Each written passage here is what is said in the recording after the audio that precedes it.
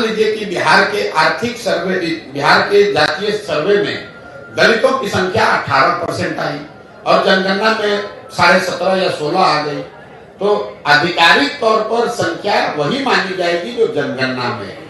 दूसरी बात, जनगणना लोगों ने क्यों कराया, इसका क्या फायदा नफा नुकसान है? जनगणना होने में कोई दिक्कत नहीं है, क्योंकि समाज के अलग अलग जाति समूह वर्गों के बारे में आपको बेहतर जानकारी मिली, लेकिन सिर्फ जानकारी मिल जाने मात्र से उसकी दशा नहीं सुधरेगी। बिहार में प्रति व्यक्ति आय 35,000 रुपया है, देश में 1,35,000 है। ये जानकारी तो आपको पहले से है, तो क्या इससे बिहार के लोगों की आमदनी बढ़ जाएगी? बिहार में सिर्फ 5% लोग ही कॉलेज तक पहुंच पा रहे हैं, ये जानकारी तो आपके पास है, तो क्या इससे लोगों की शिक्षा की स्थिति सुधर जाएगी? सिर्फ ये ऐसे हुआ कि कोई पुस्तकालय है, लाइब्रेरी है, वहां आप गए, वहां पर सारे पुस्तकें हैं, उससे तो आप पढ़ लिख कर विद्वान नहीं हो जाइएगा। उस पुस्तक को पढ़ना भी पड़ेगा और आप में वो क्षमता भी होनी चाहिए। जो यहाँ पर जातीय सर्वे कराया गया वो नीतीश कुमार का एक प्रयास था कि इसका राजनीतिकरण करके एक बार समाज को फिर बांटकर इसका राजनीतिक लाभ उठाया जाए। मैं पहले दिन से कह रहा हूं कि इसका कोई राजनीतिक लाभ नहीं मिलेगा, और इसका प्रमाण ये है कि जो नीतीश कुमार जातिगत सर्वे के आधार पर चुनाव लड़ने, प्रधानमंत्री बनने गए थे, वही भाग कर जाकर भाजपा में शामिल हो गए। तो अगर जातिगत सर्वे का चुनावी फायदा होता तो नीतीश बाबू भाग कर भाजपा में क्यों जाते? इसका कोई चुनावी फायदा नहीं है। एक और जो महत्वपूर्ण बात है जातिगत सर्वे, सबसे महत्वपूर्ण बात, जातिगत सर्वे जो बिहार में आया वो आपको क्या दिखाता है? जिन जाति समूहों के वंचित होने, पिछड़ा होने की बात पिछले 40-50 साल में कही जा रही है, उन जातिगत समूहों की आर्थिक, सामाजिक, शैक्षणिक स्थिति में कोई सुधार नहीं हुआ है।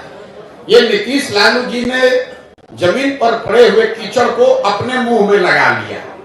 अब सवाल ये होना चाहिए कि भाई 30-32 साल से जिन जाति समूहों के नाम पर आप राजनीति किए, जिनको बल देने, आवाज देने, शिक्षा, रिजर्वेशन देने के नाम पर आप गद्दी पर बैठे, उनकी स्थिति तो बदली नहीं।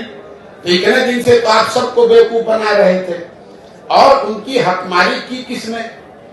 पूरे बिहार में 32 साल से राज कौन कर रहा है? लालू कर रहे हैं, नीतीश कर रहे हैं। तो किसने इसको रोका है कि मुसलमानों को, पासमंदा समाज के लोगों को आप गृह मंत्री बना दीजिए?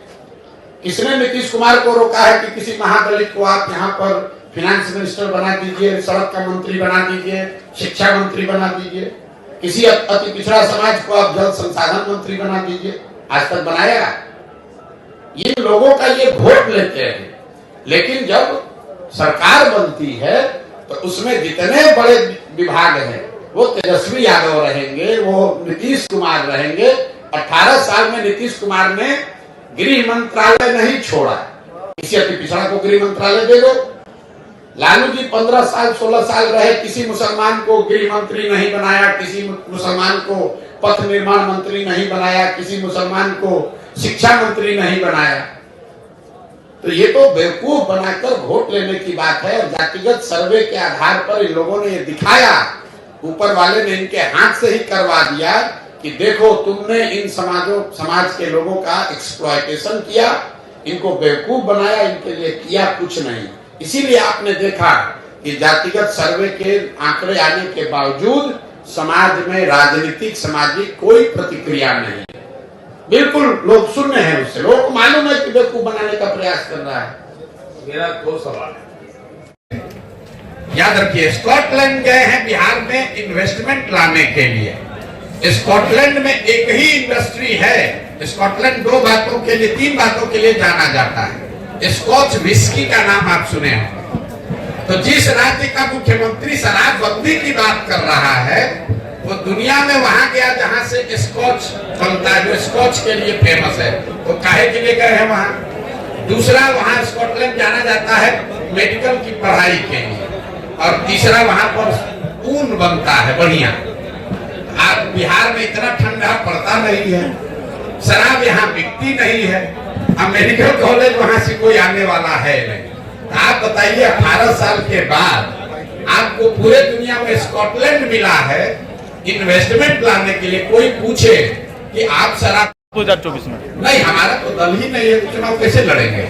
आज जिन मुद्दों को लेकर के आप जनता के बीच आ जब रहे हैं, दल बना लेंगे तो वार्ड सदस्य से लेकर सांसद तक हर चुनाव सर, लड़ेंगे। जिन मुद्दों को लेकर आप जनता के बीच में आ रहे हैं, भाई आप हमको नहीं जानते, एक बार हम जब ठान कर यहाँ चले आए और जो व्यवस्था बना रहे हैं, जब ये दल बनेगा ना महागठबंधन का वोट काटेगा ना भाजपा का वोट काटेगा, ये भरोसा रखिए। ये एक बार जब खड़ा हुआ तो ना वोट भाजपा का कटेगा ना आरजेडी का, दोनों को काट के साथ करेगा। कोई नहीं बचने वाला। इसका आपको उदाहरण बता देते हैं।